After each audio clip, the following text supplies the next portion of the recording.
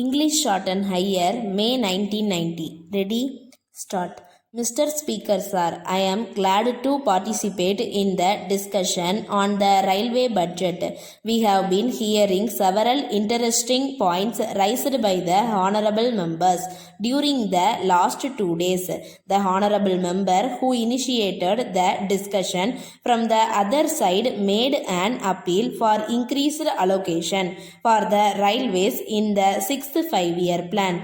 I think this is the crux of the matter. There are so many demands made on the railways and there are so many problems that they have to face, but they cannot do so if they have not sufficient money. I think the planning commission has been rather unfair to the railways. I would only add my appeal to that made by the other speakers that this matter even at this stage should be reviewed and more funds should be made available to the railways for carrying out the important schemes which they have before them. Particularly, I would like to mention about the construction of new railway lines. A very small sum has been provided for this purpose in the budget proposals.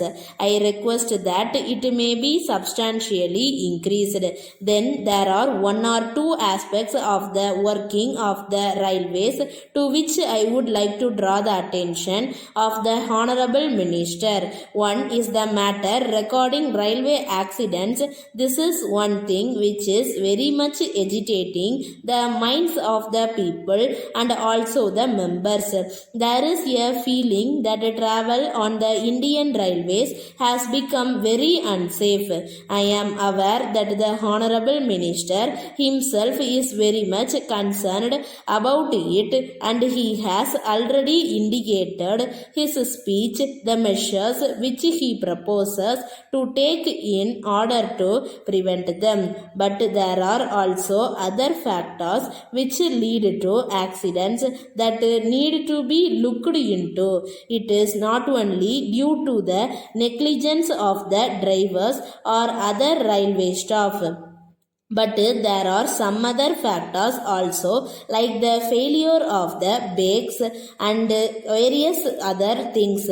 I think these require to be looked into. Here again the question of funds comes.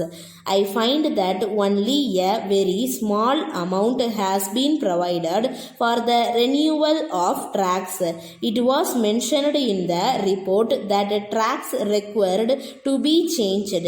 We have not been able to do that as often as it is needed. I think this one aspect required to be examined by the honorable minister and more funds should be made available for this.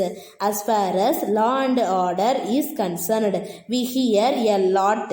We read in the papers reports about murders and thefts which are taking place in the railways. The honorable minister cannot get away with an excuse that law and order is a state subject. The government, railway police are supposed to look into the matter. They are of course doing this, but I would like the honorable minister to do something more in this matter. I do not think the problem can be solved by merely shifting the responsibility for the safety of passengers to the state governments.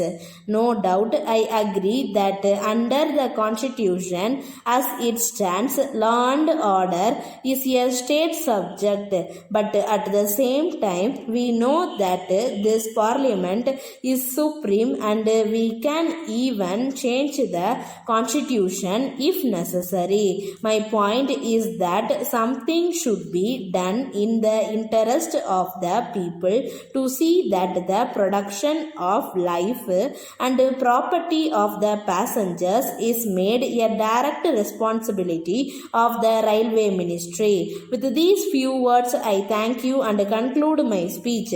Letter dated 1st April 1980 from Messrs. Balu and Company, Madras to Thiru K. Mani 5 Copal Street, Madras. Dear Sir, we thank you for your letter which we have just now received.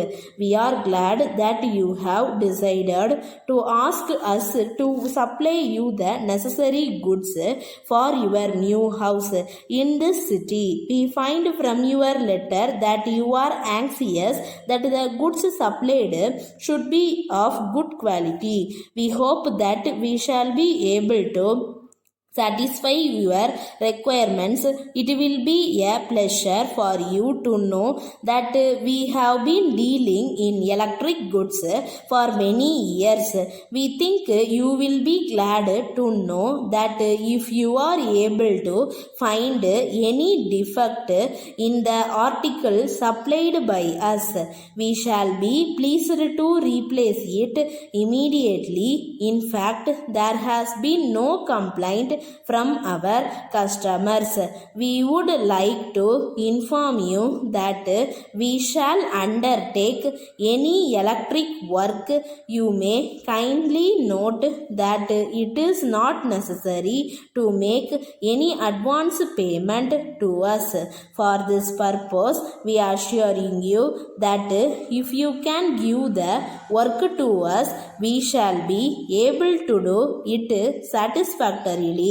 As soon as we receive the orders from you, it will be possible for us to take necessary steps in regard to the matter. In the circumstances, we hope that we shall receive your orders at an early date. Yours faithfully, Stop.